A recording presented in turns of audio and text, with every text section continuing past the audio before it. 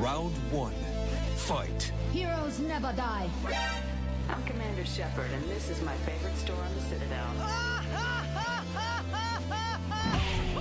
I used to be an adventurer like you. Then I took an arrow in the knee. Power, sex, power. They both come down to one thing. Hungry gamers. Hello, and welcome, boys and girls, to the 272nd episode of the Hungry Gamers podcast. We are powered by 8bit.net and those sexy legends over at Audio Technica. I'm your extremely humble host, Brendan White. You can find me just about everywhere at Brendan8bit. And joining me today, the Vex to my Vax, my podcast ride or die, who can be found on them socials at Miss Allie Hart. Miss Allie Hart, how the bloody hell are you? I'm Vax, he's Vex. I'm doing good. Either way, we're a couple of great characters that add a lot of value and utility to a raiding party, I would say. Yeah, we were just discussing about how much caffeine I need to function in a day. I don't know how useful I actually truly can be. We'll just have to get our questing done in the morning. We'll get it done while there's the caffeine high and then be done by lunch. Yeah, we're out. Yeah. Yeah, but we're here, 272nd time here in the official Hungry Studios. We've got plenty of news to share with you all as far as what's doing the rounds in the market. But I guess we should start how we always do and talk about what we've been doing this past week. Miss Hart, did you want to lead us off? Oh, yeah. I decided to... Well, actually, it was a bit of a kind of a surprise to us all to see that CD Projekt Red was like, hey, Cyberpunk, that update you guys have been waiting for, it's here. It's available. Get to it. Which was so surprising. It was a little we shocking. talked about this, maybe 2 weeks ago? And we said, is it going to come out by the end of the year? We don't know. Because it was crickets. Yeah, because last time we heard, they weren't very specific. It was either they said it was at the half year point, or they said it was going to be in one of the quarters. And I think it was one of the later quarters, right? I'm pretty certain they said it felt like it was going to be back end of 2022, but then they're like, surprise, here it is right now. Yeah. Patch 1.5 ready to go. We've fixed the bugs. Asterisks beside that little note. We've got the next gen update for consoles. Mm-hmm. I haven't jumped in, but I'm happy to see you jump straight on the old Xbox again. So how's it been? It's been it's been good. It's I went through a roller coaster right then. So it's good because I've been busting to play it again, because I did enjoy my initial experience with it, and I really, really, really wanted to play it again. There was just a lot of things that I loved about it that I wanted to revisit. So I installed it back on the Xbox, on the new Xbox, to see these enhanced graphics and all that sort of business. To be honest, playing it, I'm not remembering much for me to be absolutely gobsmacked by the graphics and any kind of changes or enhancements. But in still saying that, it's still a gorgeous game. So maybe I was just happy with how it looked like originally. Maybe I am noticing little details in some of the facial designs and such like that. So, but for the most part, graphically, I'm not noticing major differences. It doesn't feel like night and day to me. It just feels much of the same. And then, loading it in, I gotta be honest, I've seen a few just tiny little glitch errors where Jackie had his hand on his leg, but his gun was still stuck to his hand.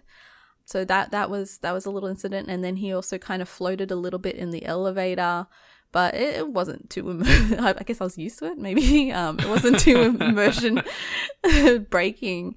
So then I kept playing through. And I decided, once at the start of the game, actually, you load up in front of the apartment, you go back to your apartment for the first time. I ran to it, and then the game just shut down. A big hard crash, you reckon? Crashed. Massive crash. I just sat there because the screen went black, and I went, oh no. And my husband's like, what? And I'm like, the game crashed. And he's like, no way. I'm like, uh-oh. So yeah, so that happened. So it's it's I guess it's not a great first experience, especially considering like that's all they kind of saying is that they fixed all the bugs, everything should be good. I know that PlayStation apparently has still had a range of issues as well as like downloading the game and everything in that term, but to have like a few things happen to me already, especially one being a game crash, I wouldn't necessarily report that everything's good. Yeah, it's a work in progress by the sounds of things. It's a work in progress for how long? Yeah, years and years and years and years. So, but it's not going to deter me. I'm going to keep playing. I decided this time around because I went corpo female last time, so now I'm male street kid. So nice. That was my chosen career path and sort of backstory. So you'll enjoy it. There's some fun experiences you'll have along the way. I don't think I'm going to do another replay of the game. I want to jump back in just to feel it out and see what this patch has done as far as the, in air quotes, next gen update, just to see if there is much of a additional wow factor. Like I've seen some clips people have been sharing on the socials with like a then and now comparison, and you can see some differences, especially on like the ray tracing side, like the way light's bouncing and utilized within a scene. But yeah, it's not a huge jump from what we played a year or so ago on the old Xbox Series X back then. But it was just cool to see that this just came out of nowhere. Like it was just that nice guerrilla marketing that I love, where instead of us planning that this was going to drop at the back end of the year, they're just like, hey, it's the middle of February. We got a presser tomorrow. Set your clocks.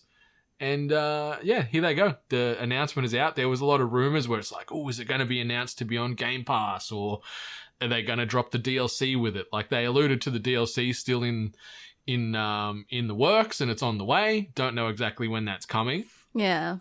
Maybe that'll be the hook for me to jump back in get some new content. Because this will actually transition really nicely to the stuff that you've been up to. But do you think this was a terrible week to drop this game that has been,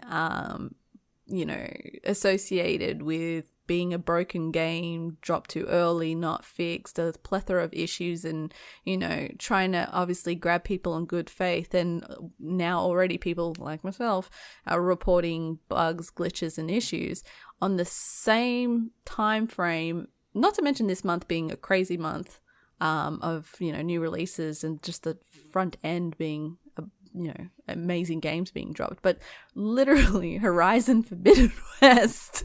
Yeah.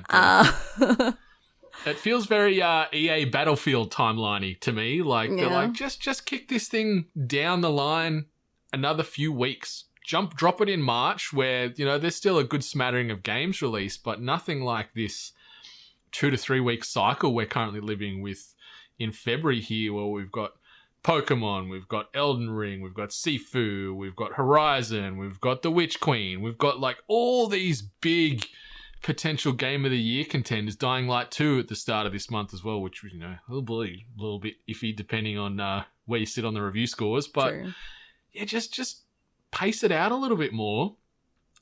Stress test those bugs. And this new patch, a few more weeks, get it in some more QA. A little more time. And just a little more. Then drop it in March where it's a little bit calm, the dust has settled from all these big releases the few weeks prior, and people could get a bit more focused, because you're like, I like the idea of jumping back into Cyberpunk, but it's like there's just too many other things I want to play and do right now that it's just going to sit on the shelf for a little while longer. Yeah, I agree. Like, I did jump into this because I was excited to play it. But I mean, there's going to be a time where I'm going to, hang it up because I'm going to be playing Destiny as well. So I'm not going to be as dedicated. So it was a choice, like, to drop it. And now for what I've experienced with Cyberpunk, seeing like, maybe it wasn't ready. But yeah, it was an interesting choice because there was a pretty massive game that dropped. That is very true. So, just 24 hours or so ago now, depending on where you are in the timeline. We're obviously recording here Saturday morning, Australian time here, 19th of Feb. Yeah, so 2017 Horizon Zero Dawn. This is the sequel. Horizon Forbidden West has made its way to the PlayStation 4 and PlayStation 5. And my God, Miss Hart, like I know listeners that have been consuming this podcast for more than a week will know that I gush and speak ever so highly of this world. What Guerrilla have done with Horizon Zero Dawn, I still think is nothing short of magical, and they've managed to recapture this magic and add a little bit more tricks to the magical pile. That's probably some bad magician terminologies. Any magicians out there listening right now, I'm sorry for butchering your craft, but they've added some more mystery and intrigue and illusion to the Horizon world, and Forbidden West is everything I wanted and more. Like, I can't begin to put into words right now, which is kind of silly because we're on a podcast and podcasts are made of words, so I'll try my best, but I didn't know how much I wanted and needed this game until I jumped back into it. Like, It's been 5 years since the first one came out, and obviously we got the Frozen Wilds DLC, another phenomenal piece of storytelling and game addition to that world. And this game is just everything for me. Like, I was just sitting there playing and just watching cutscenes or traversing the world or meeting new creatures or new characters, or just watching the way Aloy interacts with characters and just the way Ashley Birch voices her. It's just a treat. Like, I'm smiling, I'm laughing, I'm getting emotional, and it's a big game. The world is great. The location is stunning, like jumping to the West Coast now and sort of traversing through, post-apocalyptic, decrepit, rundown San Francisco and other West Coast locales. Really, really gorgeous. It's one of the best looking games I think I've ever seen in my entire life. Like, what you imagine is possible on a console, like, this is pushing it to the limits. And then seeing just how pretty it looks in the side-by-sides of just a PS4 or a PS4 Pro in comparison to the 5. Like, it still looks gorgeous if you're on previous gen hardware. Okay. So the team at Guerrilla, like, I don't know what kind of wizardry, if we're still going to be talking magical terms here, what kind of wizardry they've got going on in the back room there with their dev team, but whatever they're doing, it's working. Like, the characters look just as good as the surroundings. Like, seeing just the level of detail, and obviously you see all these mouth breather, neckbeard dickheads carrying on about, Aloy's got a beard and all that nonsense. Like, throw all that discourse in the bin and just look at how good the mocap is on 95% of the characters you meet. There is a couple of, like, random NPCs you'll get that do have that traditional, like, NPC Deadeye vibe because there wasn't mocap. They just built them in the machine. But every one of the main characters, and even, like, the majority of the side characters you meet, serve a purpose, add some weight to the story, open up the world a bit more, and give you just a sense of existing. Like, this world is lived in, it's breathing, everyone's going about their places. There's so much to see and do in all these diverse locations, all the distinctive sort of, like, tribes and groups you meet along the way. They all look different from not only just their clothing and their armor sets, but also in, like, their skin and their hair and their nationalities. Like, you can sort of see all these different locales mixed in and all these different races mixed in, and it's just stunning. Like, you see so many people just getting lost in the photo mode of this game throughout their playthrough. Like, there's so many things to do off the beaten track. There's so many side quests and random hunts and random explorations. And then they've even implemented a thing called Machine Strike, as a lot of these games like to do now, where they've got their own in-game competitive board game or card. Well, it's not a card game. It's actually pieces on a board.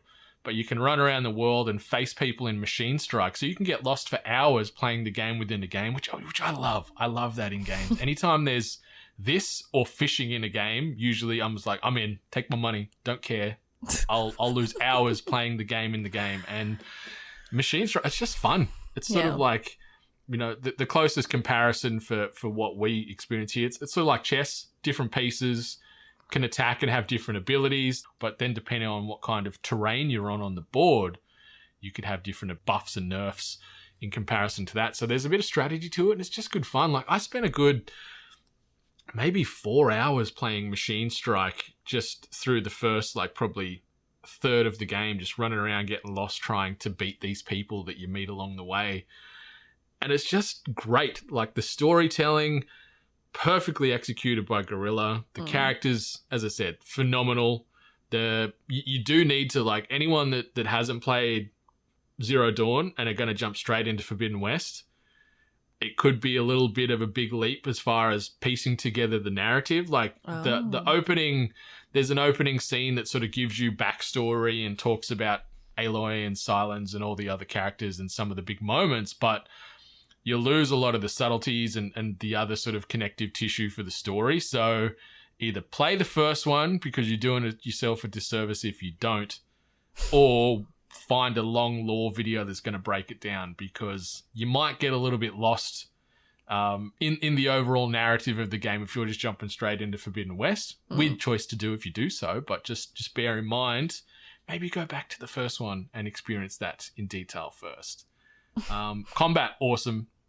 The creatures you fight along the way, you've got some familiar faces as far as some of the the hybridized mechazoid beasties, and then you've got a whole heap of new introductions that I'm not gonna go into detail, because we've got a spoiler cast plan where we'll go a lot more granular. I'm just trying to keep it a bit broad strokey here, but the combat is great. The new additions to Aloy's arsenal from a weaponry perspective, really, really cool. You've obviously got the same upgrade trees when it comes to weaponry and armor sets. You've got skill trees that you can focus on if you wanted to make Aloy more of a stealth hunter with the bow, more of a melee queen, more of a trapper. So you can sort of build out your Aloy as you see fit to play to your preferred play styles and avoid some of the weaknesses. That's good. And it's vibrant from front to back, even in the horrific or the real traumatic and sort of sad moments of this game. It still just is living and breathing and gorgeous, even in the atrocities. And the creatures that you fight and face, my God, that some of the models that they've come to, like, that they've created in the lab for this game is very, very special. And it just ticks all those boxes. It's like, as I said, with Zero Dawn, where I said that game feels like it was made for me. Same sort of beats with this. I'm like, this is just taking all my favorite things, science fiction, dinosaurs, post-apocalyptic, weaves in a bit of, like, some of the Wild West tropes, open world, RPG, great storytelling, great soundtrack. It takes all my favorite things and just chucks it in a big old Guerrilla blender, and out comes the Horizon universe. And I couldn't be happier. Like, I know it's only February. We've had a couple of big time games drop already, but this feels like it could be tough to beat as far as game of the year for me. Maybe there is some bias in that just because of what I just said 2 seconds ago.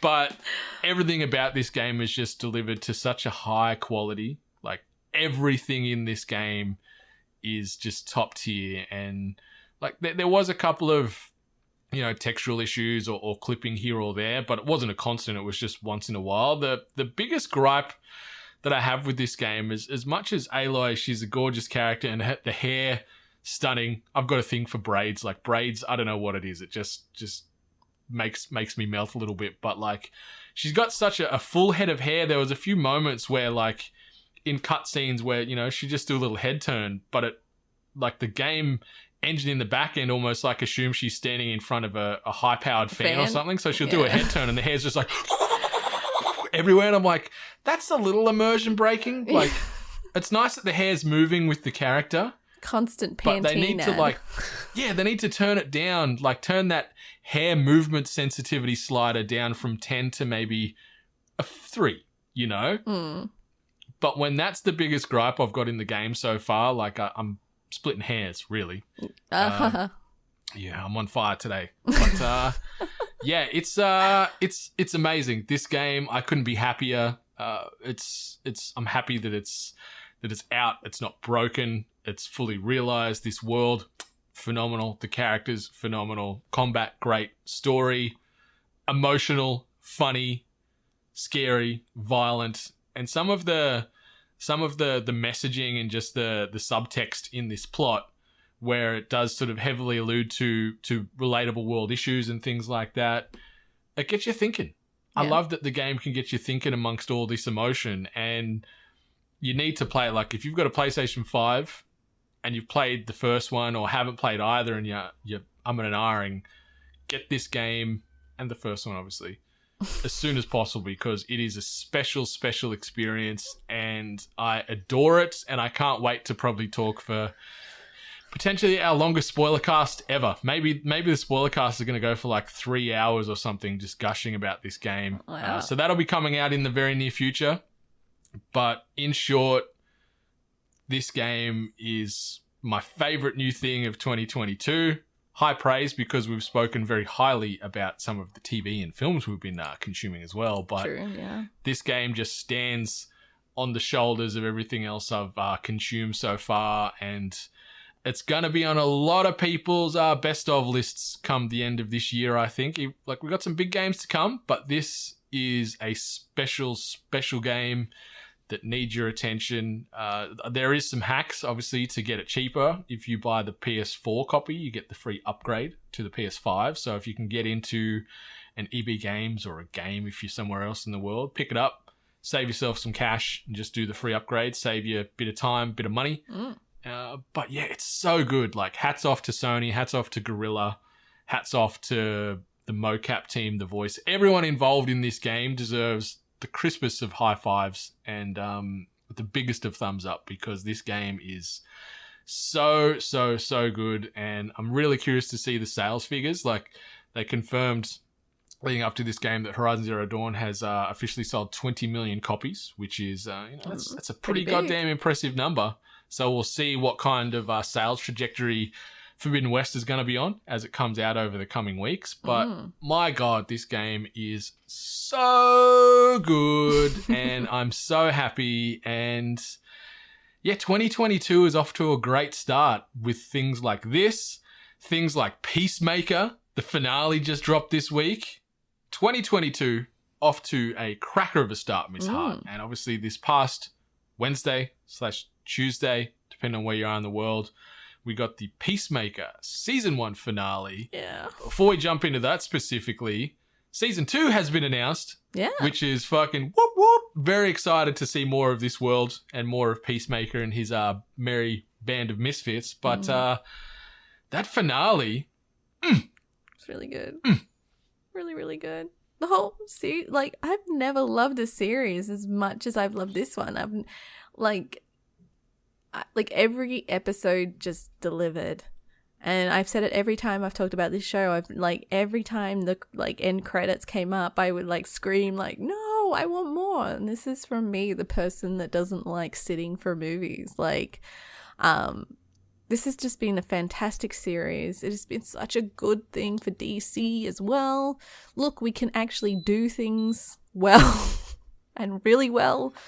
And the finale, like, I was worried. I was a little concerned. I'm just like let's hope that they finish with a bang and not, like, you know, maybe drop the ball or change things like to, you know, ruin the consistency of how the overall vibe of the show's been. And they nailed it. Like, from front to end. Like, Peacemaker is a fantastic series. It really is. Like it's gonna be tough. Like, you know, I know we're in February and we're hypothesizing about end of year awards and praises. Yeah. And the fact that it's only 2 months into the year and we've got one of the best games of the year and we've got one of the best new TV shows of the year. Yeah. Like, it's been an awesome 2022 so far. And yeah, the Peacemaker is some special television. Just about the best thing that I think DC has ever chucked to screen. From a live action, like, I really like the Harley Quinn animated show, don't get me wrong. And you know, if we go back to some of the old, like, legacy Batman cartoons and things like that. But as far as live action, I guess it's hard to disconnect this from the Suicide Squad because it's one and the same. James Gunn, same cast of characters getting pulled through. So yeah, it's got a dotted line to it. But I think I enjoy this more than the film was great. Won a lot of movie of the year awards last year, especially from us here at the Biddies. But Peacemaker hits slightly different for me in all the right ways. And yeah, Peacemaker was awesome. The finale was great. So good. Not gonna spoil anything, you know. I give a good head nod and a hat tip to the cameo that occurred. That's all I'm going to say. Yeah. All I'm going to say. But it was perfectly done. Didn't overstay the welcome. They were just, whatever happened there, the words that were said was just perfectly written. Yeah, literally from my mouth, I was in absolute shock, and I just said they didn't. And that was like, yeah. So it was so great that they were able to do that. And I'm sad because now I have to wait. And God knows how long until, the next Peacemaker. And DC's got some interesting stuff in the works that I'm not really crazy about. So. Yeah, it's going to be interesting. Like, obviously we've got the Batman film in a couple of weeks. Mm-hmm. We've got the alleged Penguin offshoot TV show with Colin Farrell from the Batman film. But I saw some chatter around the place that they really wanted to sort of double down and maybe lean more into, like what you've been saying for so long, like lean more into this rich history of the villains. So I think we're going to get some more DC in this Peacemaker tone, maybe build out this broader universe, and I'm all for it. Like, I can't wait. Hopefully we're not waiting too long for season 2 of Peacemaker, but hopefully we're waiting less time for maybe some other offshoots where they focus on whether it be more members of the Suicide Squad or just broader characters from that DC periphery that we haven't really touched on yet. So I'm keen. And just let James Gunn do it all, please. Please. I'm so happy that he's obviously put his Midas touch onto DC, but it's scary stuff because you when you've only got one person that does stuff well, you're really dependent on them, and then you could be concerned that maybe the style could get it could lose its flavor. Yeah, exactly. So it's an interesting thing, but. Yeah, let's see what stems off from the Batman. They said they wanted it to be more villain focused, which is fine. But then when they're already saying, "Oh yeah, we're going to do an offshoot of the Penguin," I'm like, "Calm down, mate. Your movie hasn't come out yet." Like, yeah, just slow your roll there, DC. Yeah. But God, I've got a newfound respect for John Cena after watching this show. Me too. I almost feel horrible for my disliking of him as a wrestler, and thinking like how laughable it was that he was going to become an actor of all things. But like, hey, when it comes to now in contrast of like things that he's done and things that The Rock has done and what I've actually enjoyed, John Cena wins. So yeah, he's on a good upward trajectory, and He's just his sense of comedic timing. That kind of stuff can't really be taught, and he's just got it. And you see all the glowing reviews and gushing from set where they're just like, he's a dream to work with. The way he just freestyles and ad-libs so many things and scenes in this show. Yeah. It's just, it's really, really good. But this finale was certainly the cherry on top of a fantastic season, and very excited for more. Something else that I've jumped into this past week, which is a new anime. Like it's a manga that's been around since 2018. Very, very unlike what I've been watching. Like, I'm very much like Mr. High Fantasy, Mr. Isekai Boy. But this anime I'm watching is called My Dress Up Darling. All right, now let's stop. My Dress Up Darling. Let's see if I can guess what this is about. Okay. I've never heard of it, so I'm just going to go by this name and see if I can guess what it is about. My Dress Up Darling. So my brain tells me that this has to be about dolls or something along the lines of dolls. To a degree, you could say so. Yeah, okay. Yeah. I'll give you that. Did you want to expand on your guess, or do you want me to jump in and sort of break down what it's about? The problem is I'm thinking, was it called Chobots? Chobots? It was an anime series from way back when, where a guy kind of got this like little, was she a robot or an android? But it was like a little tiny little doll-like, female character that was like became kind of his companion kind of thing. So that is it in this kind of vein?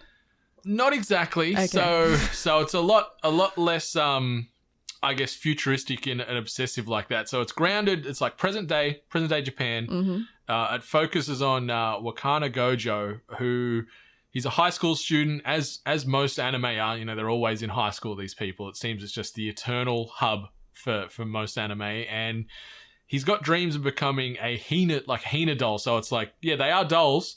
You know, like you could say, like, let's just say maybe it's like the Japanese high-end Barbie. Like it's a very, very unique, very you know, Japanese customed doll. And he's got a dream of becoming a Hina doll craftsman. But, you know, makes the doll costumes and whatnot. But during school, in his first semester there, he bumps into Marin Kitagawa, she's pretty much, you know, the it girl of the high school. You know, she's gorgeous, popular, everyone wants to be her. All those tropes. Yep.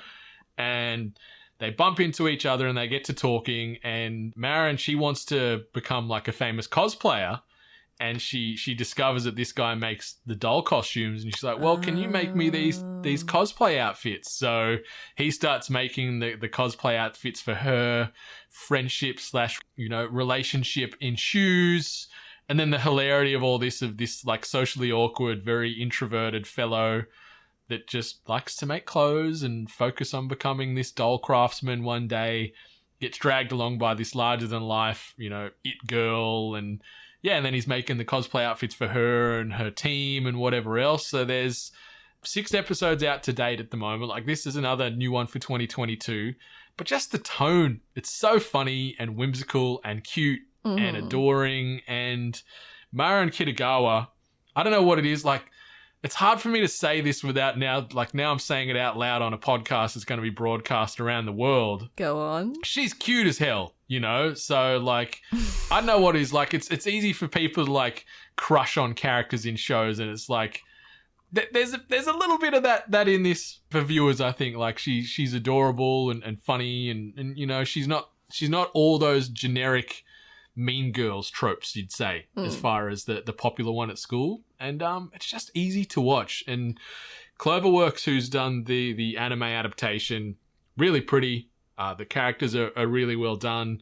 Emoting that they do, hilarious. And I'm just all over this show. It's just been good slice of life, fun, romantic comedy that I'm tuning into every episode. Like, they've only dropped like the first 3 episodes of dubbed has been out. Yeah. Because I loved it that much. I'm like, I need to watch the rest. So I've watched the other 3 with the subs on, just because it's just been good, fresh anime that scratches an itch and makes me happy. You know what? That one sounds cute. It sounds kind of cute. As a person that used to watch Love Hina, it seems like kind of in that cutie, kind of adorable sense where... Yeah, super cute, not pervy, not... Love Hina was like, pervy, but yeah. Yeah, like I think it's like... Most of my anime was. I can't remember like the mature rating. I can't remember if it's like M or MA or whatever else, but like there's no grossness and overuse of sexuality that a lot of those shows just lean into unnecessarily. Like it hints at a few, but it's usually done in a tone that's, you know, not creepy and awkward. So it's fun, enjoying that. 6 episodes in, happy days. And another animated jaunt that I've jumped into. I wanted to hold off until all 12 episodes dropped on Amazon. And holy fucking shit, Miss Hart, do I love this. It's, you know, 2022 release as well. Yeah. Amazing. We are getting spoilt in Q1 of 2022. Absolutely. I haven't watched any live action Critical Role. Yeah. So this obviously is focusing on the first campaign they did way back when. So I don't have touchstones where I'm like, oh, I remember that. I remember hearing this or watching that. Like, I don't have any of that, but that has not ruined any of the luster and shine of this. Like, this is fucking so good. It's incredible how well constructed this animation is, but it also kind of makes sense. I am currently watching the first campaign, which follows this ragtag group in this animation. But I have been, like I had mentioned on other podcasts, I'm currently watching their 3rd campaign right now, which is currently weekly. And so I've kind of witnessed these characters and their voice actors and how they kind of mesh with doing D&D together. And now watching them. I've watched the animation before I watched the campaign, so it's nice kind of now lining them all up and then seeing like how they acted on a D&D table and how it kind of translated into an animated series. And the series is just gorgeous. It's absolutely stunning. I love the violence. I love the vulgarity. I love it that it's this like, it's like instead of it being like Sunday morning or Saturday morning cartoons, it's like Saturday night cartoons. Like, you know, like That's a perfect way to describe it. yeah, and like all the actors are, you know, talented voice actors, and they've also reached out to other amazing actors to get involved. And I'm sad that it's another thing that I'm watching and enjoying, and it's finishing up. That's the bittersweet part of it. Like, this is just making me want to jump into the live action Critical Role, but even like just circling to Discord very briefly is like Benny's like, there's thousands of hours of this content you can watch, and I'm like, that's awesome, but also that terrifies me because I know the way my brain works is that I will want to watch all of it right away, and any other productivity will just go out the door. So I know that whatever else I'm doing gets put on the shelf, and I'll just watch all three of these campaigns and just lose days and weeks. I see what you mean. I'm holding off. There's something just fantastic about watching them do the D&D live. Like, it is a completely, like, obviously it's a different experience in live action, but like it's a completely different experience than getting to see these people you know, create these characters and evolve these characters and, you know, have this emotional attachment to it, which I think is what makes the animated series also feel good. Like, there's a lot of heart in that acting. There's a lot of like connection. Like, all the characters in the series and in the campaign, they all have their little quirks and they all have their differences, but yet they still are together and make it work, and it's so great. I'm glad that you actually took on watching it and you've actually enjoyed it, because it's doing really well. It's actually being really highly rated. I think it's 100% on Rotten Tomatoes, so... It's awesome to see. Like, it's been renewed already for a second season, which is great. Yeah. Which I'm very excited to see more of this world get built. The voice work, phenomenal. The animation quality itself, top tier. Like, I wasn't sure if it was the same studio that did Invincible, because they've got like similar looking character models and similar looking ways they animate these scenes and panels. I know the studio's Titmouse. Yeah, Titmouse, which they've got studios all over. They've actually got a local studio here in Melbourne, I think, Titmouse. They've got an arm here, but they do everything. Like, they've been involved in so many good things, and it's just a pleasure to watch. The voice acting, as you'd expect for anyone that's watched or listened to OG Critical Role or just first timing into this, they're professionals. They are crushing every line they deliver. It's funny, it's sad, it's scary at times, you know, like just the tone that this show can shift on a dime is just so good. And I was like, we just talked about My Dress Up Darling, and we talked about Peacemaker, and just all three of these shows back to back, I'm smiling, I'm laughing, I'm like shocked, and you know, I'm just engrossed. Like, my phone's away, like I'm not scrolling or doing something else in the background. I'm just glued to the screen, and it says a lot about the writing for those shows, and especially for Vox Machina. It's so good. And even though I feel like I'm looking through the glass window into this Critical Role world, I'm getting closer and closer to pushing through and jumping in, but this has been a great entree, I guess, to get me into it. And God, it's so good. It's so good, this show. I'm curious, who's your favorite character? That's tough. That's really tough because they're all so unique. Yeah. And they're all great in their own little ways, whether it be some of them are a little bit more traditionally, you know, the straight man, like as far as they're not from a sexuality perspective, I mean more like in just their delivery and their tone. They're just very straight, like Percy. Like Percy. Yeah. Yeah, very, very straight laced, but you know, some cool character development and turns in his persona throughout the show.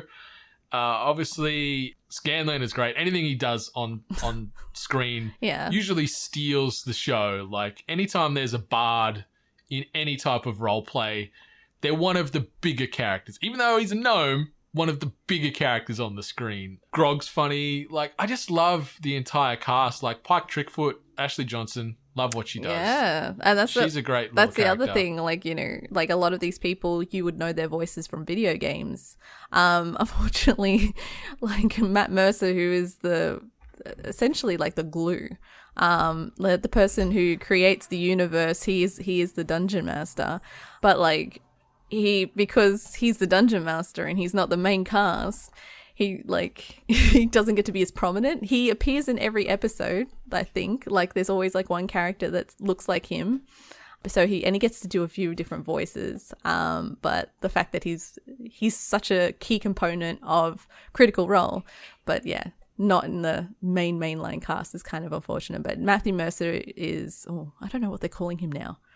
From Overwatch, that McCree, they changed his name, didn't they? Yeah, I can't remember what he's called now. But, something. Yeah, and then Ashley Johnson from Everything. Well, yeah, everything, I guess. But yeah, they're a great Last cast. of Us. Yeah, primarily if we're talking game world. For some reason, I completely forgot how to say Last of Us. But they're all great. Laura Bailey was recently in Call of Duty. She plays Vix, the twin to Vax, who's done by Liam O'Brien. They're a great duo just in themselves. They play off each other so well. Yeah, Liam O'Brien is just a doll. I love every character that he does, and he does the character with like 100% dedication. So, yeah, the whole range of cast is great. It's like, if you're on the fence, and I know you're on the fence, and for anyone listening that's might be on the fence, just know that when you can have Critical Role on, you can have one of the campaigns on, and although it's great to watch because there's little things that they do or they'll be mucking around with that's fun to watch, but you can just listen to it. Like, sometimes I will get up and do cleaning and still listen to them play, and because it is, you know, telling a story through voice and through acting and stuff like that, you can kind of get a grasp and still be immersed. But yeah, if not, I mean, The Legend of Vox Machina is a great stepping stone into maybe following D&D, so. It's so good. Yeah, the voice cast and even the guests that they've had come in for this season 1, like just sort of running through some of the main ones, like David Tennant, Stephen Root, Dominic Monaghan, Gina Torres, Kelly Hu, and so many others, like, that just lend themselves to just small little bit parts or little ancillary characters that you might deal with for a minute or two. Yeah. But you hear that tone in the voice, like, holy shit, that's that person. Oh my God. Like, I love that the Hound played still a Hound like character. Like, there wasn't much difference, but no. Yeah. But so good. It's like we've talked about 4 things in a row here on this episode, which is some of the best stuff or best new things that I've come across, and I think the world as a whole in this geek culture universe will say is, you know, top tier for 2022. So onwards and upwards, as they say. Quick bit of housekeeping. Obviously, if you wanted to support us monetarily, you can do so over at ko-fi.com/we are8bit. For as little as $1 a month, you'll get exclusive to 8-bit related perks and benefits. If you want to buy some merch, obviously shop8bit.net, the best in video game and culture related swagger. Shop8bit.net, t-shirts, hoodies, hats, we've got some everything else great in between. designs in there. If you haven't checked it out, just give it a look and let us know if there's maybe some things that you've thought about or be interested in, and just, you know, kind of let us know if there's something that you're looking for, maybe something different. Yeah, definitely. And even we're sort of looking for some fresh and new designs for the back end of this year. So if there's any IP you want us to try and marry up with our aesthetic, yeah, hit us up on the socials at We Are 8bit, or drop us an email if you want to do a little bit more long form writing there. hello@8bit.net.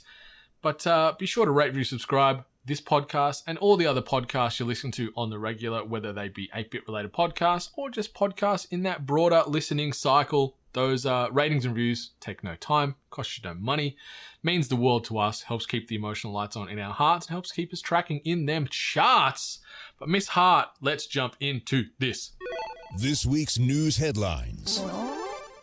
All right, I got 3 little quick hitters before we jump into a couple of more meatier bits of news doing the rounds in the game sphere this year. The first one, Roblox, everyone's favorite Minecraft light. Didn't even plan that, listeners. It's the Vex to my Vax right there. All right, so it's released its financial results for the full year of 2021. reporting a 108% increase in revenue to $1.9 billion US dollars. It's the first full year report from Roblox since its IPO in March 2021, with bookings growing 45% year on year to reach 2.7 billion. The number of average daily users was also up 55% in 2021, reaching 45.5 million people daily. Holy guacamole. Not surprised. Like this game just generates cash. It's not a game for me, but power to the ones that do. I've just seen some creepy stuff come out of Roblox. I'm not going to even get into it. It's pretty interesting though that wasn't there like a politician who invested some money in Roblox stocks, and everyone said like they know something, like it's going to go up. And I'm like, I don't know. I feel like Roblox is probably just this thing where it's like, you know, you put money into a vending machine and you're going to press candy. It's definitely going to come out most of the time. So it just keeps on getting more and more. I wonder how big it is in contrast to Minecraft. Has it already outdone Minecraft, or is it? I'd say Minecraft is still king, sitting above, but I guess the way, obviously, Minecraft is more so you're getting a sandbox and building out of it. You can buy some of the realms and things, and they generate revenue from this way. But Roblox gets you with Minecraft does the skins too, but Roblox gets you with so many goddamn microtransactions for all their little worlds and modes and whatever else. So I think there's more there's clipping of the ticket in Minecraft, don't get me wrong. Mojang are doing whatever they can to get every penny out of your wallet, but I think Roblox are a little bit more front and center with those micros. Yeah. But yeah, maybe we'll circle back on this one next week. We'll try and see where it stacks up beside Minecraft as far as the two less pixelated world builders, you could say. Boxed world builders. Cute. But yeah, 55% growth as far as player base and 108% on revenue. Goodness gracious. Wish I bought some shares when that politician did. That's I think they still would have been pretty expensive.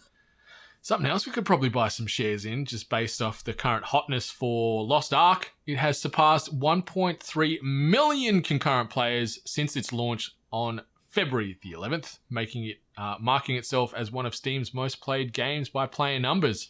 According to SteamDB, the free-to-play Smilegate title is now the second most played game on Steam in terms of concurrent users, sitting behind PUBG's peak of 3.2 million. That's crazy. Like, remember the hotness and the hysteria of PUBG? Yeah. 3.2 million. And to know now that the second highest game behind 3.2 is 1.3. Like, that gap is massive. Bonkers. Yeah. So Lost Ark obviously initially launched in South Korea in 2019 before partnering with Amazon to see a Western release across the US and Europe this month. So, Miss Hart, I've got to say, I'm getting my PC built right now. It's going to be here in the next couple of weeks. And I've been umming and ahhing about whether I migrate my Final Fantasy XIV character onto PC and dive and fully engross myself in Final Fantasy world. Yeah. Or if I jump into Lost Ark and give that a spin because it looks stunning. A lot of the feedback I'm seeing on the socials seems to be mostly positive. Is it? Because the stuff I've been seeing on socials is that they've Amazon has done the like new world thing again, where it's actually, I can't say they did it, but like there was a lot of hype for this Lost Ark game on initial like release. And then I think within the first week, everyone was jumping on it and everyone was hyped.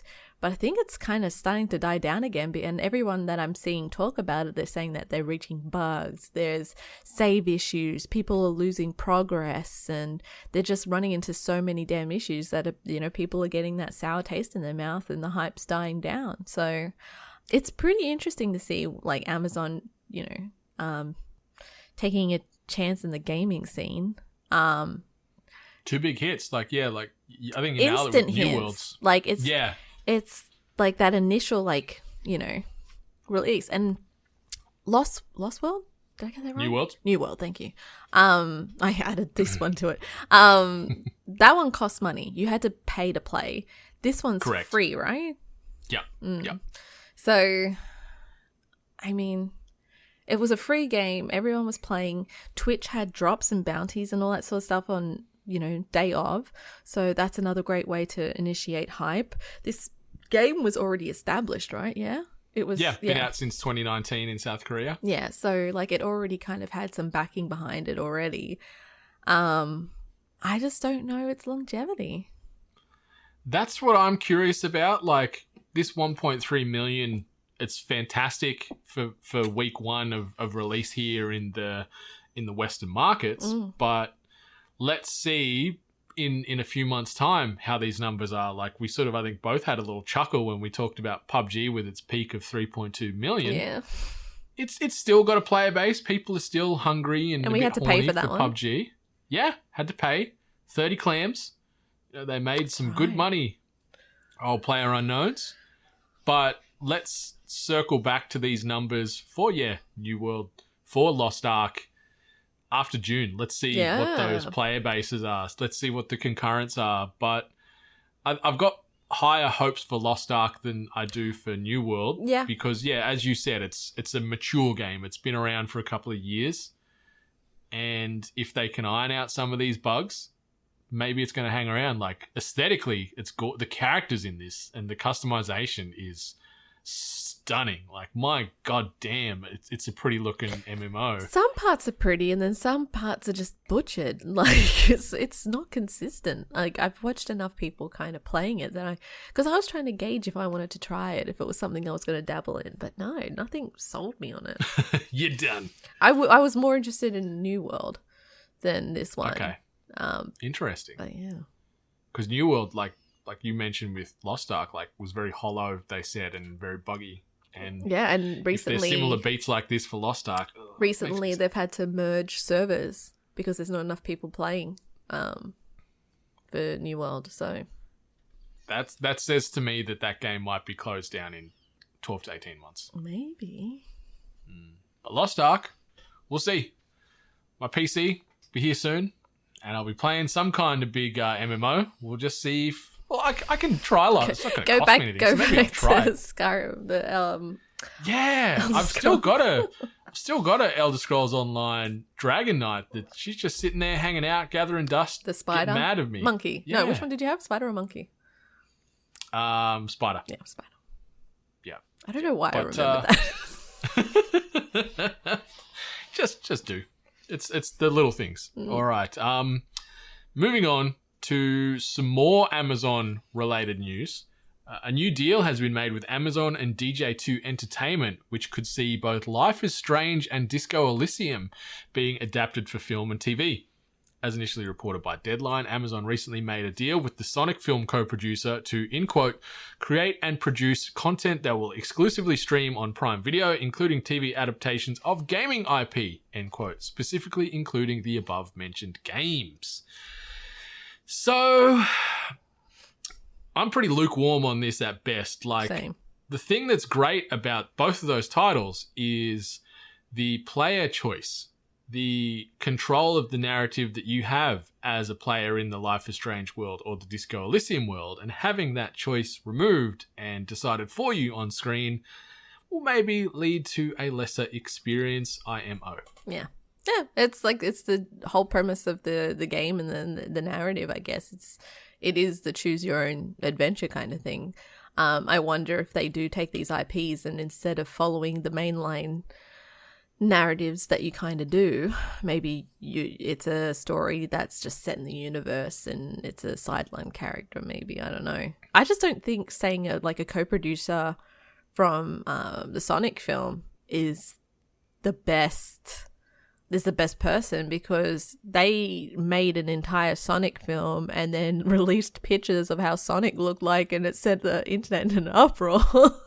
Yeah, it's going to be interesting. Like, we saw all the machine gun marketing that Paramount Plus did this week as well. We haven't chucked it in the show notes, but they were like, here's a another little snippet for Sonic 2, and also we've got a Knuckles spin-off, and we've got this and this and this. Like, they're really throwing a lot of money into gaming at the moment, especially into Sonic. Yeah. So maybe DJ2 will learn from some of those missteps and keep building out the Sonic universe the way we hope it will be. But yeah, these two fantastic IPs, but I just don't understand how it's going to translate to screen. Like, I say this as if I'm not going to watch it day one just to see what it's like. Of course I will. But the temperature check is pretty low for me. I would be more interested in Disco Elysium because that one seems a little bit more darker. And good tone. moody. Yeah. So I've never really been that interested in Life is Strange. So if there was one that I would try, it probably would be Disco Elysium. Yeah, Life is Strange feels like it's going to end up being like Euphoria with less drugs that's and more exactly supernatural what I was abilities. thinking, but I had no actual legitimate comparison as I have never played Life is Strange nor watched Euphoria. So. I've played Life is Strange, and truth be told, like I haven't even mentioned like Euphoria at all in the podcast this year, but this second season, holy fucking guacamole. Yeah, just my social media hard. is just absolutely swamped with people reacting to it. Something about a lot of penis too. There is a lot of peen in season 2 of Euphoria, and that's fine.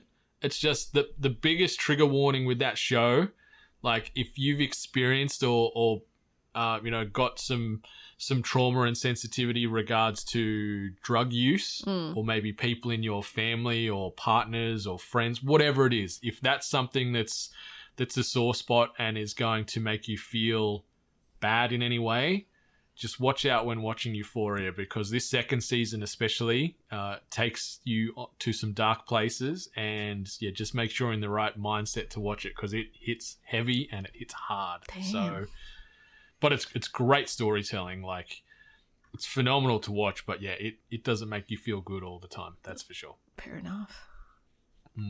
All right, still on the screen, we've got a lot of like gaming meets television and film discussion today. It just weaved in, and I wasn't even thinking about it, and you weren't even thinking about it when we threw this agenda together, but it just all is that same note. Yeah. And the next one, titled this, Would You Kindly Take Me to the Movies? And Netflix is going somewhere beyond the sea after it announced it will be producing a live-action film based on BioShock. In a tweet, the streamer announced that it would be partnering with 2K and Take-Two on a live-action adaptation of Ken Levine's popular immersive sim set in an underwater city that was meant to house the greatest minds on Earth before descending into chaos. The Hollywood Reporter says no writer or filmmaker is currently attached to the project, though plans for the movie have been in the works for almost a year. In a statement, Take-Two CEO Strauss Zelnick says, Netflix is among the best and most forward-thinking storytellers in all of entertainment today. We are thrilled that they share our vision and commitment to the BioShock franchise, which is loved by millions of fans around the world. Zelnick also added, in quotes, 2K's Cloud Chamber studio is deep in development on the next iteration of the series, and coupled with our partnership with Netflix, we remain highly confident that BioShock will continue to captivate and engage audiences like never before, end quote. So, this movie has been trying to get off the ground for years. I know Gore Verbinski was initially attached to this thing way back when, in the mid-2010s, maybe 2017, 2015. But that fell by the wayside. But we've got now the official confirmation that Netflix is going to give this the treatment. I'm scared. You know, we talked about Life is Strange, and we talked about Disco Elysium getting adapted to screen.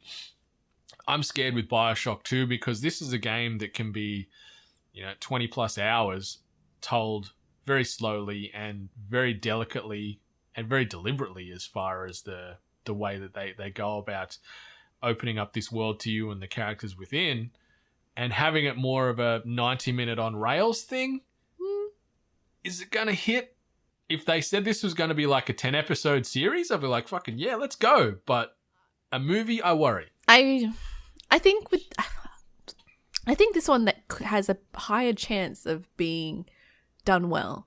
There's a lot of there's obviously a bunch of different fantastic stories in this universe, but the universe itself is just so stylistic, beautiful, and it would just be gorgeous to see.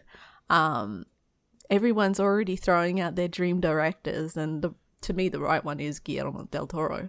100%. Like, you look at what was it called? The water one? Yeah, with the Aquaman. Like, you look at that, that is Bioshock personified right there. Yeah. So, or at least like have some maybe person, like some kind of art house or maybe some European director that's not so stuck in westernized movie making tropes.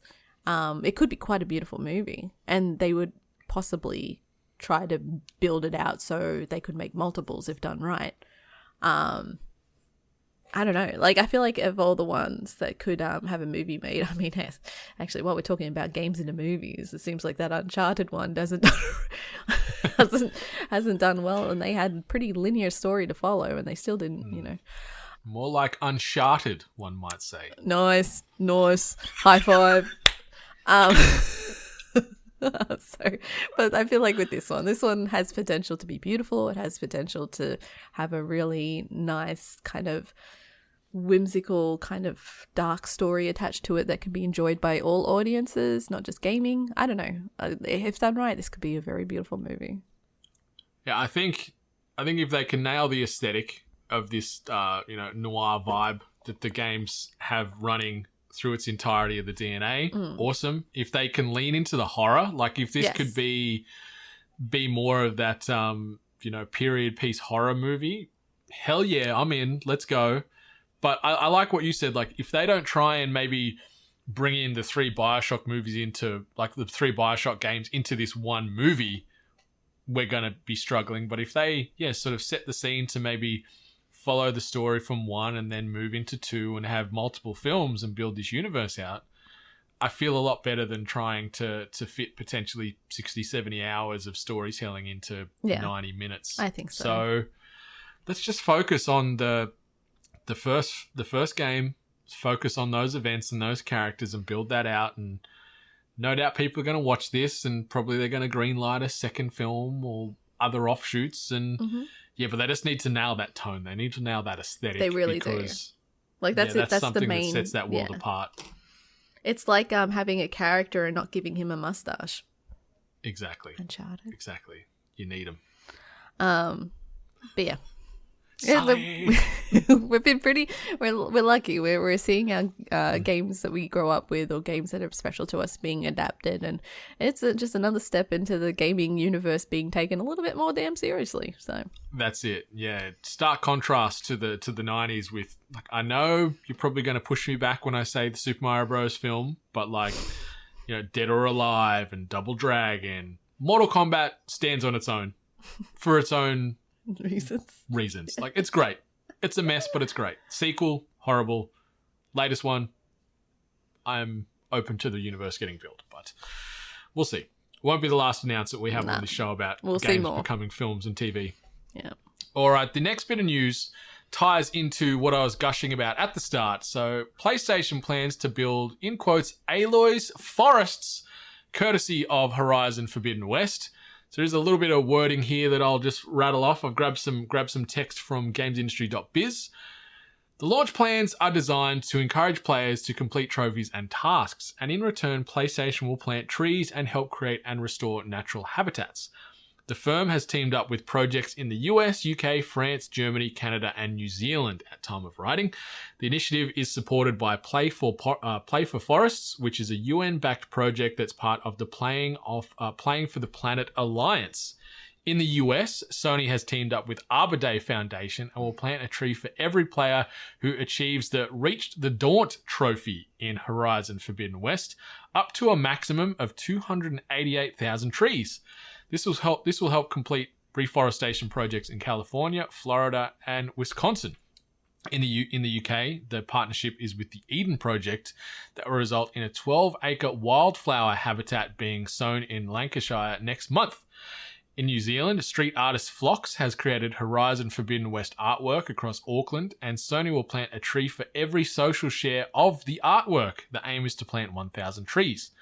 In France, similar to the US, Sony has partnered with My Tree to plant a tree for every 5 Reached the Daunt trophies that players in quotes, who have opted in achieve. The maximum amount is 10,000 trees. In Canada, the word is with the WWF in rehabilitating seagrass on the coast of British Columbia. Sony will donate Canadian $1 for every copy of the game sold, up to $100,000.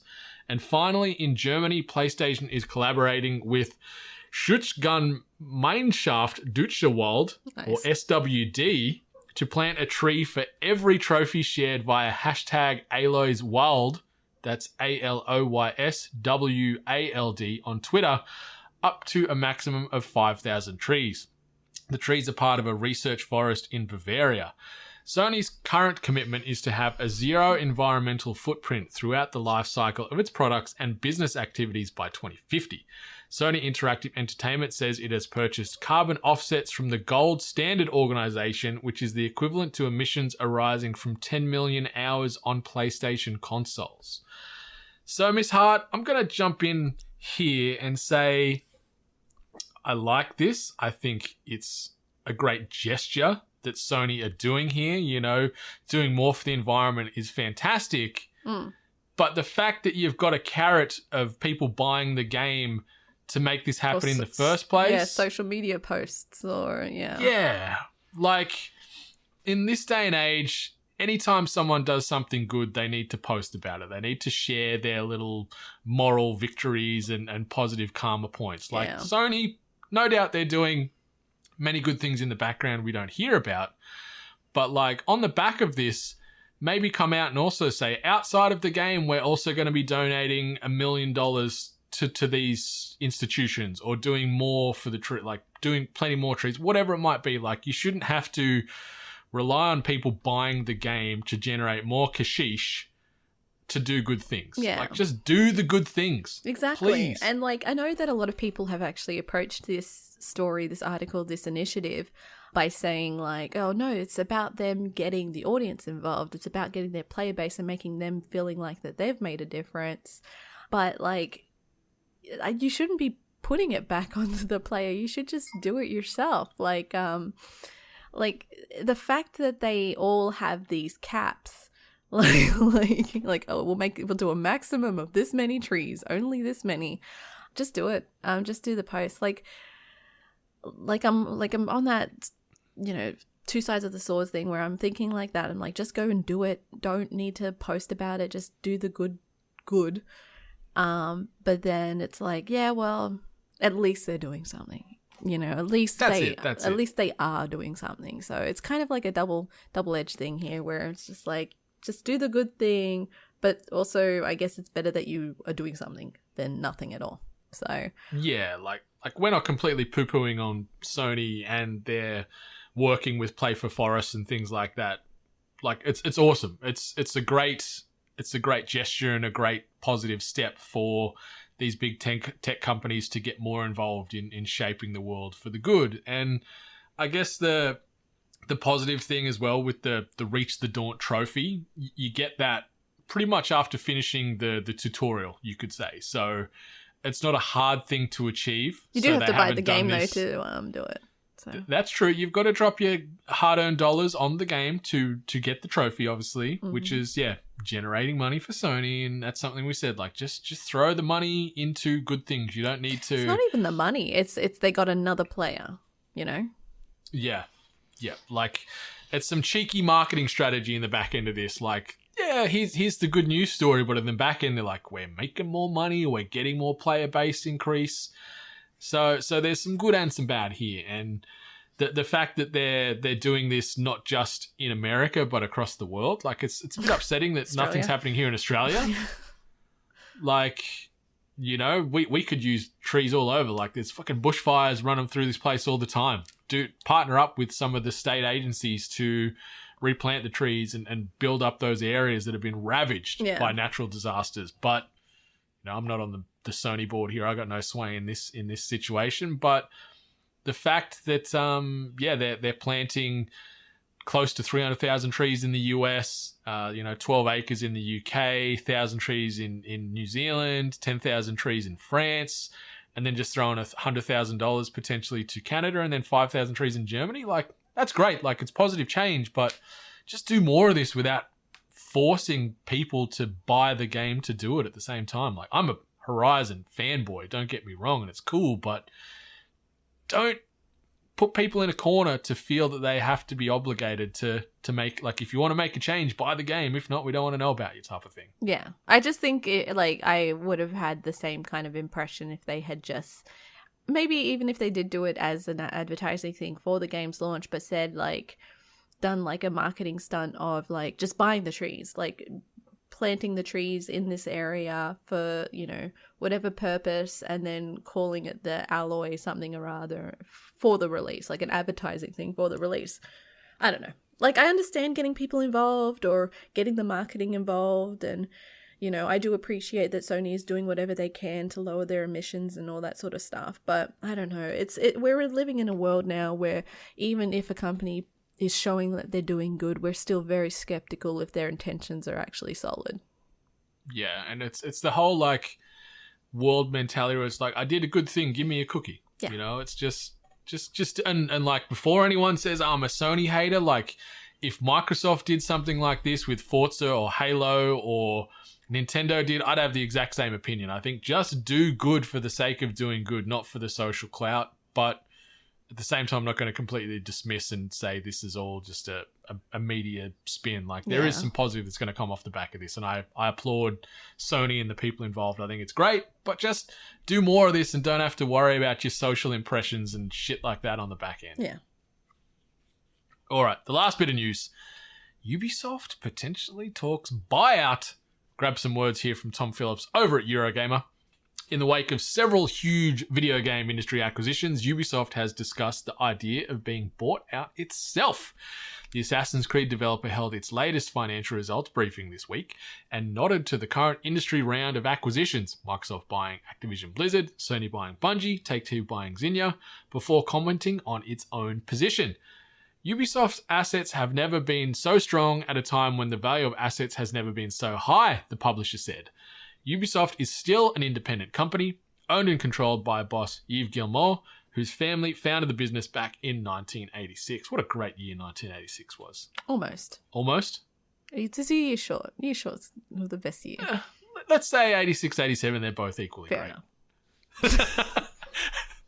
Memorably, it fought off a very public takeover attempt by French media conglomerate Vivendi back in 2016, when it vowed to fight to remain independent at all costs. This week, though, Ubisoft's sentiment to being acquired sounded more measured. In quotes, "We have always taken our decisions in the interests of our stakeholders, which are our players, employees, and shareholders," Guillemot noted. "So Ubisoft can remain independent. We have the talent, the industrial and the financial scale, and a large portfolio of powerful IP. Having said that, if there were an offer to buy us, the board of directors would of course review it in the interest of all stakeholders."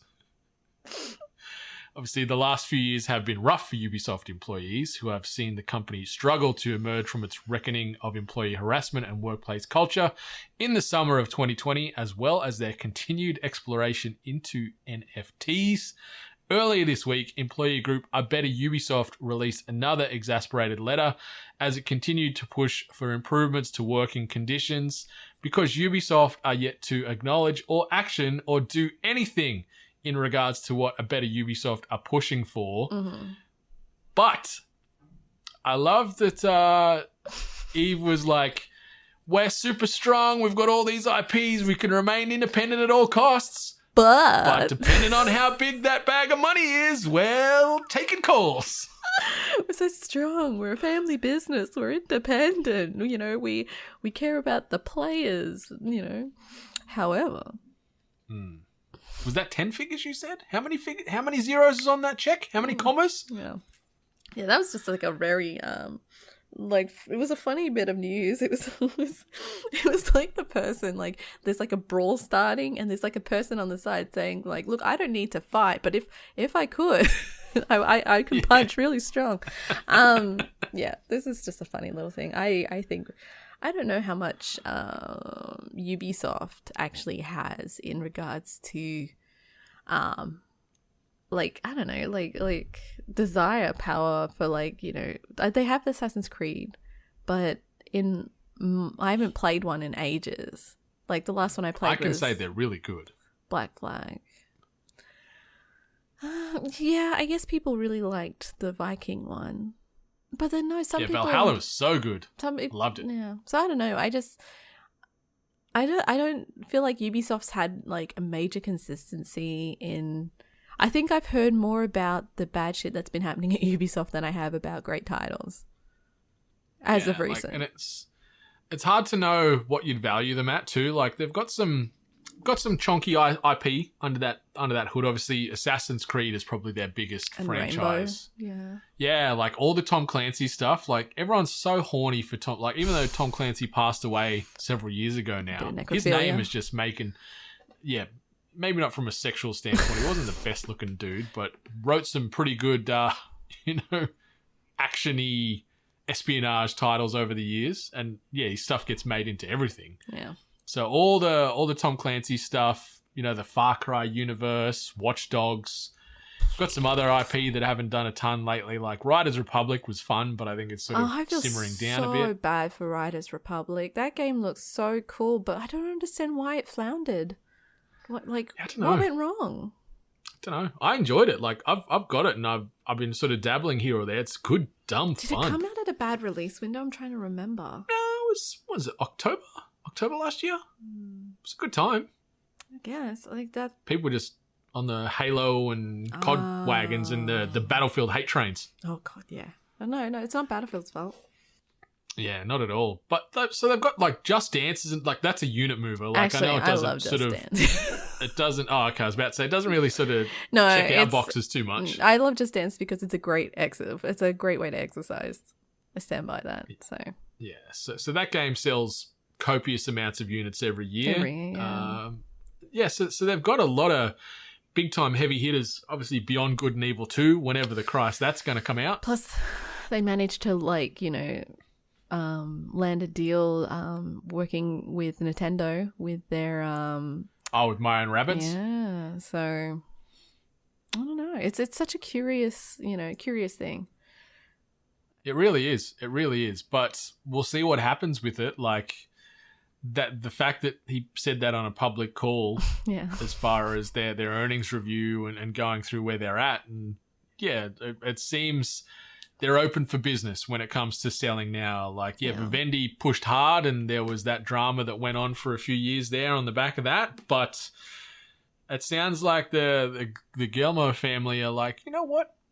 We're listening. Just add another comma to that check and you can maybe take all of this and all the workplace atrocities that come with Ubisoft.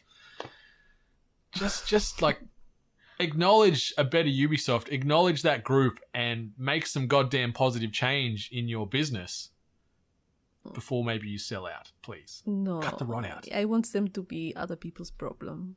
Yeah, that could be it too. Like, obviously, acknowledging and implementing change costs money. So if you want to keep your operating costs as low as can be, just ignore until you get that buyout check. Your shareholders. Yeah. Yeah. So we'll see. We'll see. Would that be the big Sony move? Would Sony buy Ubi? Maybe they will. I don't think Microsoft will. Like, no. I say that with no insider knowledge, but I think their wallet's closed for a little while after dropping all of this money. I can see them maybe buying whatever little studios are left, but I think they're probably happy after the Blizzard Activision stuff. Yeah, like, that's a big chunk of change. Oh yeah, just under $70 billion US. It's a lot of kashish. I'd imagine Ubi would go for similar to the Bethesda, around that 8 billion, maybe 8 to 10. Is Ubi? I love Bethesda. Like, I really, really do. But I feel like Ubi's just a little bit bigger. How many billions bigger? That I don't know. Don't know. Interesting, but we'll see. Maybe they get bought out. Maybe nothing ever happens to this.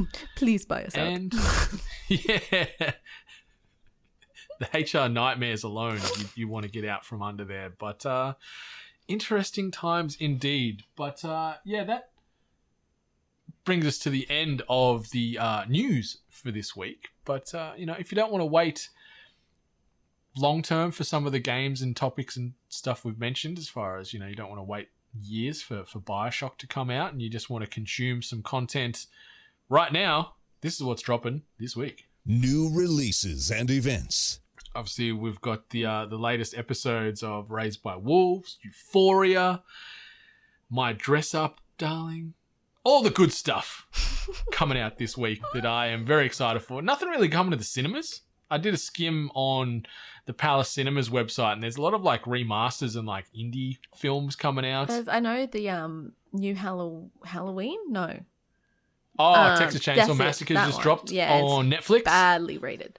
Yeah, I just don't understand it. Like, the biggest question mark for me with that film is this is direct continuation from the first movie. The first movie was set in the goddamn 70s, and so for Leatherface to be alive 50 years later, he's going to be like 80. They show you like little snippets, and he looks like an old dude. So it's like, how can he like lift the chainsaw? Whatever. How can he move and chase with the vigor of a young Leatherface? Just put him in like an electric wheelchair kind of thing, and just have like attachments that way, like a little slice blades, and dice thing. chainsaws on the wheels, Yeah.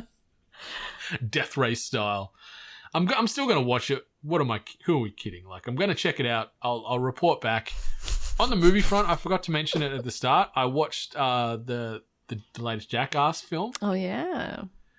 It's really freaking good. I know everyone's been saying Really how good. great it is. I'm assuming that everyone who has been telling me, and it makes sense that anyone that I would listen to would be in the same kind of age range and nostalgia sense, have said that it's really good. So it didn't feel like just a bunch of old dudes doing a cash grab. Like, it was It felt like a genuinely reunion. funny. Yeah, it felt like a reunion. Some of the skits and stunts they pull, holy guacamole, is it intense. But if you're squeamish, you will see some bodily fluids getting thrown around or consumed. I will have to wait. There will be some peens on display as well. It's fine. But it's funny. It's horrible. It's shocking. Some cool action in there. And it's just, it was a roller coaster. Like, I think it goes for about 90 minutes, and it just cracking pace right from the jump. Some of the pain and trauma that these guys go through is absolutely insane. It was pretty cool seeing that they included a chick as well. Yeah, and she does some fucking hectic stuff. I'm not going to spoil anything in the movie, but one of the things she does, I'm like, oh my goodness. Oh, it was making me squeam, like making me, sort of look away for a split second, then look straight back because I didn't want to miss anything. But it's so good. It's so good. And whatever they're paying old Danger Aaron in this movie, hopefully he got a massive amount of money, because he takes just about more punishment and trauma than anyone else in this film. Shit. So I'm hoping he got well looked after. They did. They would have looked after him. Yeah, you'd hope so. But as far as games coming out this week, the first one here, the big dog, Miss Ally Hart's Excitement Machine, Destiny 2, The Witch Queen, coming out this week. So excited. We're going to be having some extended coverage on episode 273 of the Hungry Games podcast. So we'll give you our thoughts and opinions on that, with thanks to those legends over at Bungie for tossing us a couple of keys on that one. Other games coming out this week: Monarch, Sol Cresta, Edge of Eternity, Martha is Dead. Ooh. I'm excited to play this. I'm playing it on Xbox because I get the full experience. Yeah, PlayStation has censored it. So I'll have some feedback on this one too, because I want it. Like, I didn't read in the specifics of what they've censored, but I'm assuming I'll get to a point in that game and realize that maybe this is the part that's a bit too much. That was it. That was it. I'm done. I'm going to watch more My Dress Up, Darling. I need some lighter tone Palette here. cleanser. Palette cleanser. Never Alone is also coming out this week. Atlia Sophie 2, The Alchemist of the Mysterious Dream, Yep. coming out this week. Elden Ring, the other big dog title for February, and then Grid Legends. So plenty of games and content coming out this week. Massive month. Very excited. Yeah. Just don't have enough out. I need I was to going to chuck a say, sickie are you playing Elden Ring? Because I know I won't. It's just not my thing. I'm going to give it a crack, Yeah. but it's going to be not a week of release thing, just because there's so much out. Like, Destiny 2 is going to be a big focus for me this week, and then I want to, if I get some time, I want to try and do Martha is Dead this week. Otherwise, maybe it might just flow into the week after for Martha is Dead. Yeah. And then Elden Ring would follow on the back of that. Yeah. Exciting times. There's going to be a lot of swear words shouted from my lounge chair playing Elden Ring, I imagine, as I get punished by nightmare creatures of all walks of life. Yeah. But just those Soulsborne games, they just do me dirty. Yeah. Because I'm not good enough and just expect to be the best straight away. In those games, you can't be. I just can't do... At least I can't. I was about to say, I can't do repetition, but I always forget that I'm a Destiny player, so I can't say that. Destiny player and an SVU fan. And a person that just returned back to fucking Cyberpunk, yeah. Repetition is more my thing, yeah. But plenty of juicy titles and content to consume this week to keep you busy as, we move our way into March. I can't believe it's nearly March already. Yeah, I can't believe it either. But I'm curious, everyone out there listening, we've got so many games coming out. What's the one that's going to keep you occupied for the end of this month? Yeah, definitely. Let us know your priorities. Let us know your sort of unicorns you're chasing in February, and you can do so over at 8bit.net/Discord and jump on in there and get that chatter going, and let us know what you're playing currently and what you're looking forward to for this last week or so of February before we jump into the back end of Q1. My lord. It feels like it's been a year and it's only been 2 months, but good times. So many good things. I think that's We're blessed. the bow on this episode is we've been spoilt with high quality content so far this year, and if this is a good sort of table setter for the rest of the year, we've got a lot to look forward to. Exactly. All right, Miss Hart, brings us to the end of THG 272. Anything else you want to shout out before we get on out of here? Oh, Righteous Gemstones finished too, but not a lot of people watch that one. I recommend it, but yeah, if you don't have enough things to watch on TV, watch the Righteous Gemstones as well. Add that to your queue and make sure you can get on that eventually as well. But yeah, so many good things. Mm-hmm. So many good things. All right. Yeah, that's it for here. I guess So wrap it up. Until next time, AP Nation, it's been our pleasure to serve you. Much love. And stay hungry.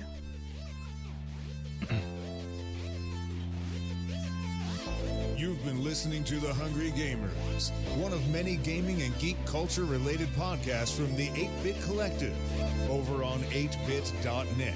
Check out more episodes on your podcast service of choice. And while you're there, please be sure to rate and subscribe.